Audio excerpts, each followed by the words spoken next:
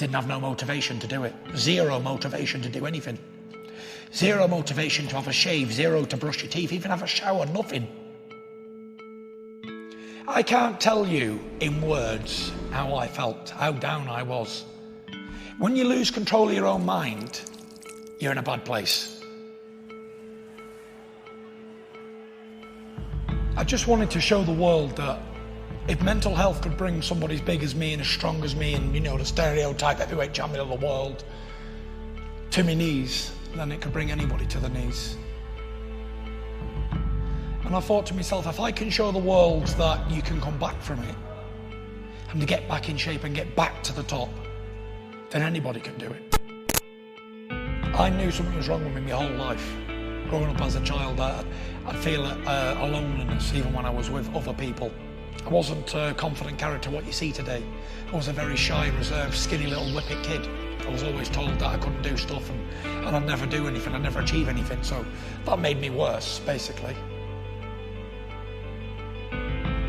I've experienced the highest highs and the lowest lows in life. Something I'd worked for my whole life, and when I finally achieved it, it was like, oh well, that was a load of rubbish. I wasn't expecting now to feel like this. Like I said to you before, I just felt like an emptiness and a deep gaping hole of nothing.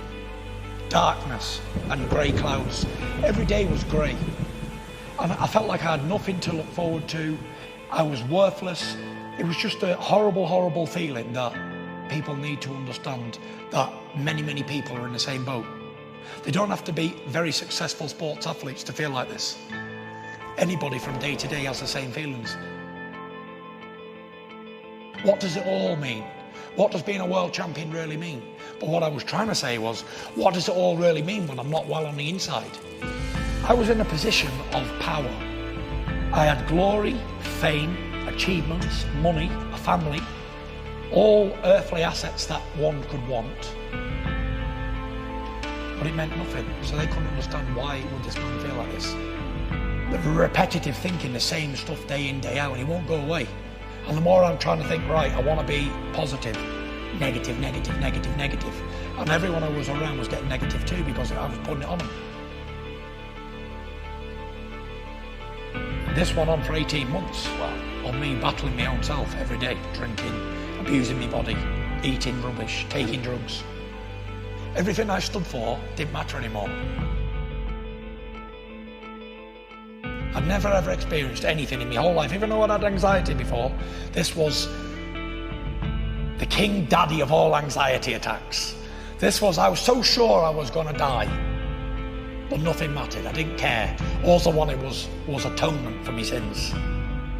I can't tell you in words how I felt, how down I was. When you lose control of your own mind, you're in a bad place. And it's a silent killer. It's almost like carbon monoxide poison. You can't smell it, you can't taste it, you can't feel it, but you die. The way I explain mental health is you bottle up and bottle up and bottle up and then it just explodes. You can't bottle anymore. And that's when you're having your bad times. And I was drinking every day, something I'd never done in my life, to try and wash me sorrows away. But it come to a stage where I thought, oh, well, that's one way of doing it, but I'm going heavier and heavier. I was gaining 380, 390, 400 pounds, and I was very unhealthy. I didn't fit in anything I owned anymore. It wasn't me anymore. I had two bodies. Turning point was, I went out Halloween dressed as a skeleton in a fancy dress party. I went out at about 9 o'clock and I expected to stay out all night and get smashed. I had one drink. I looked around me and I thought, what am I doing? I'm back normal again now, yeah? I'm back like thinking straight. Still drinking, but I'm thinking sensible again. And I called out to my wife, I said, Paris here. She said, what? I said, tomorrow. I said, I start to turn my life around. I said, I promise you. I said, I'm gonna do it. I'm definitely gonna do it. From that day, I got my tracksuit on in the morning and I was going to run 2 miles. I got about 200 yards and stopped. And I thought, right, I can't run I've run all my life. I've always been a very good runner. And I got 200 yards and I was totally gone. I could feel my belly moving on them. It wasn't like a fat like jelly, it was like solid brick. It was a horrible feeling. I thought, okay, I'm going to walk the rest, and I walked. And every day I'd go out on the canal and I'd do a little run in my sweatsuit. And every day I'd get a little bit further until I was doing 4 or 5 miles again. And then I come back and I worked my way back, and we worked repetitively, day in, day out, day in, day out. And at that time I was still sleeping with the light on. I couldn't sleep in the dark. You need to stimulate the mind. And I think training is a perfect way to do it. Working out, exercising. Whether you can do a lot or a little, you must do something. I give myself short-term goals and long-term goals. And I plan things more now. Where if I'm just not got anything on the horizon, I tend to wander and my mind goes AWOL.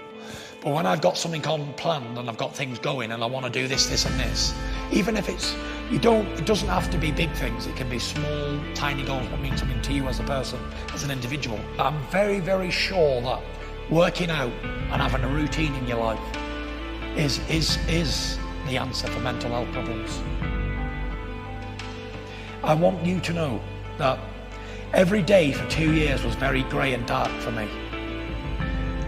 But it will come back great again. You will have sunshine days again, rose-coloured days warmed by the sun.